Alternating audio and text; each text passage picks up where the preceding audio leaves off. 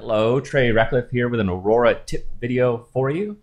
This one is about how to make warm, supple grass. Okay, so first we'll get into it. I'll show you how to make it look like that.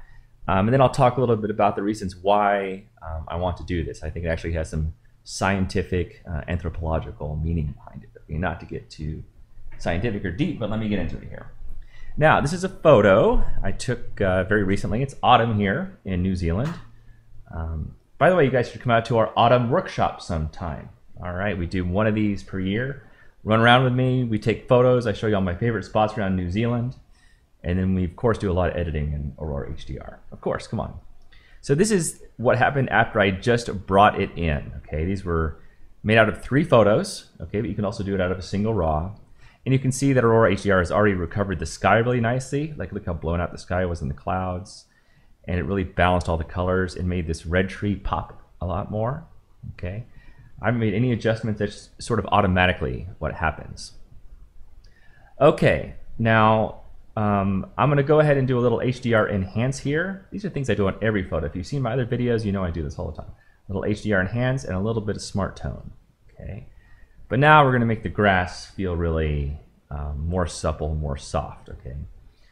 One thing you have to watch out for with HDR, sometimes grass and also water can come out a little bit gray. It can have a bit of a gray, ashen tone to it. So we want to bring vibrancy back into the final shot.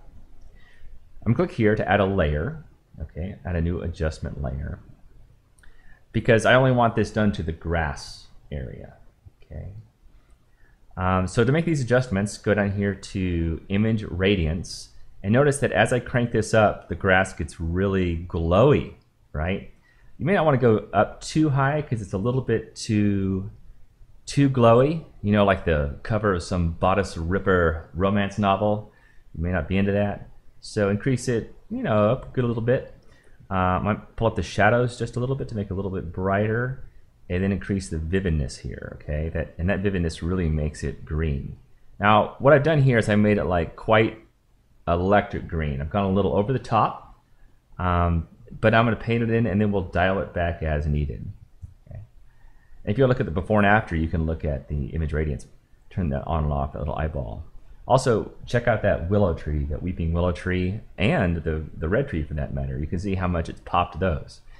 But we're not worried about those right now, we're just worried about the grass. So just look at the grass part. Okay, so now I just want to paint that into the grass area. All right.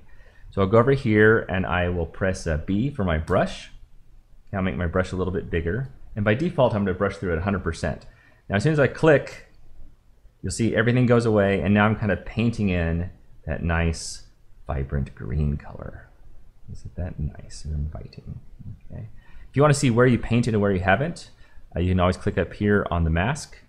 And you can see, like, I wasn't super accurate or whatever, you know.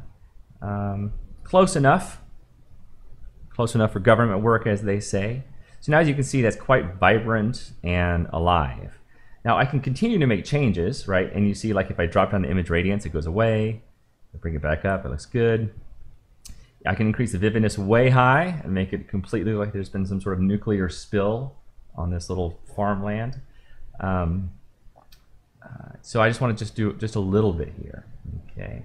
So you continue to make adjustments until you see what you like, okay? Because once you've masked out part of the photo, you have to make sure that the new part balances nicely with everything else. Okay, so I'm just going to dial it back just a little bit.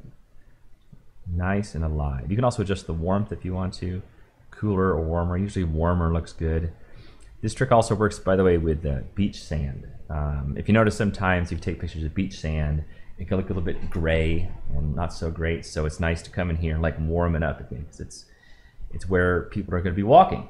And that's, let me end with my little philosophical premise about this, okay? Let me do a little split screen here so you can see a little before and after the tree. So photos are very transportive, okay? And the brain is very pliable. And when people look at a photo, they literally imagine themselves being in that landscape. And they imagine themselves walking around that landscape and enjoying it and exploring it, this kind of thing. So if you make the foreground very supple and soft and inviting, people like this, right? Because they do imagine themselves like walking barefooted through this area and that sort of thing. To me, like course, I like beautiful landscapes. I like beautiful kind of photos, and I want to make this world seem very approachable and very livable. Okay, so that's a great reason to make your grass or your sand look more supple and more alive and warmer and more inviting. All right, well, I hope you enjoyed that. I continue to make a lot of different tip videos, so feel free to pop over to my YouTube channel, my Facebook page, whatever. Ask questions, give me feedback. I read it all. And I appreciate you guys very much. All right, love you, and see you next time.